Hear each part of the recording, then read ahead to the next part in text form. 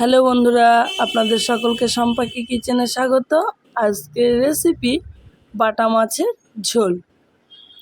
পুরো ভিডিওটা দেখার জন্য আপনাদের সকলের কাছে অনুরোধ রইল। আর এই রেসিপিটা যদি আপনাদের ভালো লেগে থাকে, লাইক, শেয়ার, কমেন্ট করতে ভুলবেন না। আর নতুন বন্ধুরা ভিডিওটা দেখে থাকলে চ্যানেলটি অবশ্যই সাবস্ক্রাইব করে দেবেন। তবে আর কথা না বাড়িয়ে চলুন ভিডিওটা দেখে নেওয়া যাক। এখানে বাটা মাছের ঝোল বানানোর জন্য আমি নিয়ে নিয়েছি বাটা মাছ, পরিষ্কার করে ধুয়ে নিয়েছি। আর নিয়ে নিয়েছি পটল, আর নিয়ে নিয়েছি আলু। সমস্ত কিছু আমি ধুয়ে নিয়েছি। আর মশলার জন্য নিয়ে নেব আদা, ঝালের জন্য ঝাল, আর জিরে, আর নিয়ে নেব কালো সরিষা। সমস্ত কিছু আমি ভালো করে পেস্ট করে নেব। আর বাটা মাছে আমি লবণ হলুদ মাখিয়ে নেব। সমস্ত মাছের গায়ে লবণ হলুদটা যাতে মাখে সেই দিকটা মাথায় রেখেই কিন্তু মাছগুলোকে লবণ হলুদ মাখিয়ে নিতে হবে।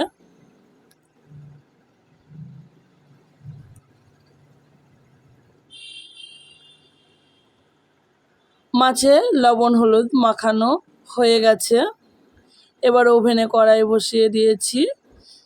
কড়াই গরম হয়ে গেলে সরিষার তেল পরিমাণ মতো অ্যাড করে দিলাম। তেলটা ভালো মতো গরম হতে দেবো।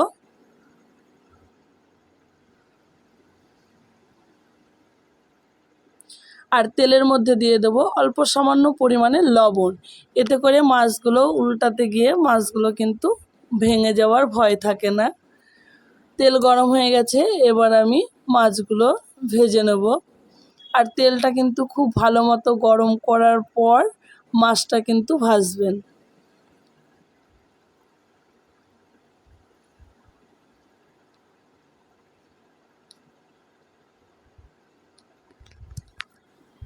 সমস্ত মাছগুলো আমি তেলের মধ্যে অ্যাড করে দিয়েছি। এক পিঠটা হতে দেবো। এক পিঠটা হয়ে গেলে আলতো হাতে অপর পিঠটা হতে দেবো।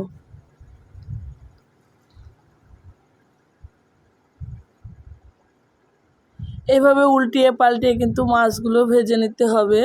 দেখুন বন্ধুরা, মাছগুলো কিন্তু ভাজা হয়ে গেছে। আমি আলাদা পাত্রে মাছগুলোকে তুলে নেব।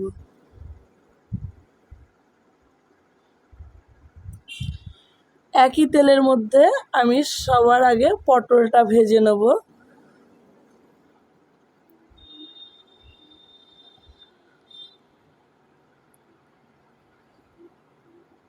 পটলগুলোকে এইভাবে উল্টিয়ে পাল্টিয়ে ভেজে নিতে হবে।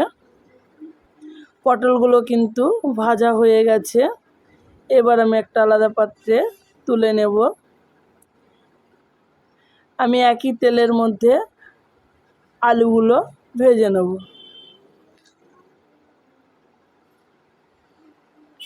আলুগুলোকেও একইভাবে ভেজে নিতে হবে। একটু নাড়াচাড়া করে একটু লাল লাল করে আলুগুলো ভেজে নেব। ভাজার সময়ই 70 থেকে 80% কুক করে নেব। আলুটা ভাজা হোক, ততক্ষণ চলুন পেস্টটা বানিয়ে নিই।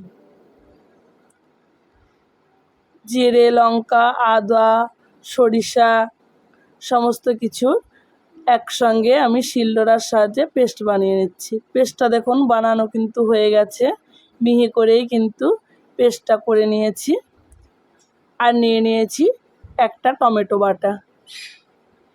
চলুন আলুটা কত দূর হলো দেখি। আলুটা কিন্তু ভাজা হয়ে গেছে, লাল করেই ভেজেছি। আলুগুলো আমি একটা আলাদা পাত্রে তুলে নিলাম।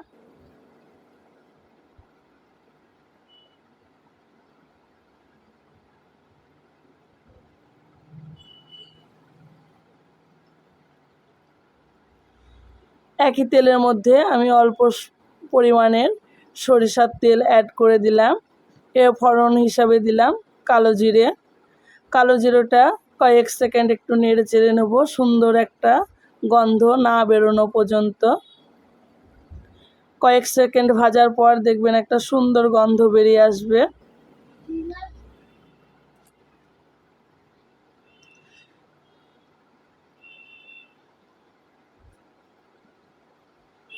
সুন্দর গন্ধ কিন্তু বেরিয়ে এসেছে। এবার আগে থেকে যে মশলা পেস্ট করে রেখেছিলাম সেই মশলাটা কিন্তু অ্যাড করে দিলাম।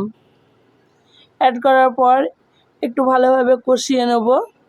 একটু ভালোভাবে না কষিয়ে নিলে কিন্তু মশলাগুলো থেকে কাঁচা গন্ধ থেকে যায়। এবার আমি স্বাদ মতো লবণ অ্যাড করলাম। আমি এখানে আমার স্বাদ মতো লবণটা অ্যাড করলাম। লবণটা কিন্তু আপনাদের স্বাদ মতো অ্যাড করতে হবে। আর রঙের জন্য দিয়ে দিলাম পরিমাণ মতো হলুদের গুঁড়ো। আবার সমস্ত আর টেস্টটা বাড়ানোর জন্য দিয়ে দিলাম ধনে গুঁড়ো। আর কালারটা সুন্দর হওয়ার জন্য দিয়ে দিলাম কাশ্মীরি লাল লঙ্কার গুঁড়ো। সমস্ত উপকরণ ভালোভাবে মিশিয়ে নেওয়া হয়ে গেছে। এবার আমি টমেটোটা যেটা বেটে রেখেছিলাম সেই টমেটোটা অ্যাড করে দিলাম। টমেটোটা অ্যাড করার পরও কিন্তু ভালোভাবে কষিয়ে নিতে হবে, নাহলে কিন্তু টমেটো দিয়ে একটা কাঁচা গন্ধ বেরোবে।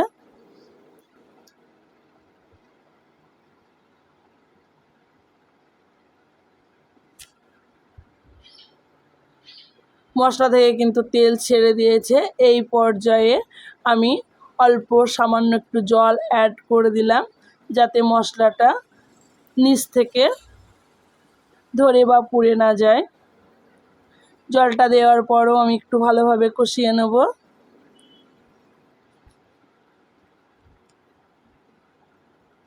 মশলা কষানোর ওপরেই কিন্তু রান্নার টেস্টটা আসে।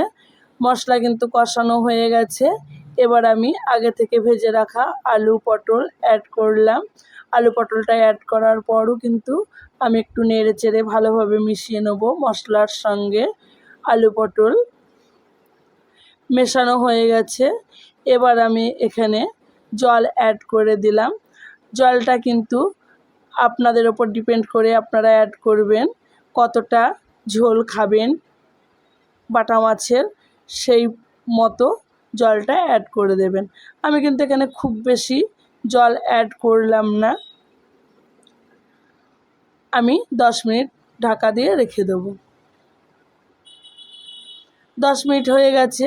আমি ঢাকাটা খুলে দেখিয়ে দিচ্ছি আপনাদের। দেখুন আলুটা কিন্তু সেদ্ধ হয়ে গেছে। এবার আগে থেকে ভেজে রাখা মাছগুলো অ্যাড করে দিলাম। মাছগুলো অ্যাড করার পর একটু ভালোভাবে নেড়ে চেড়ে দিতে হবে।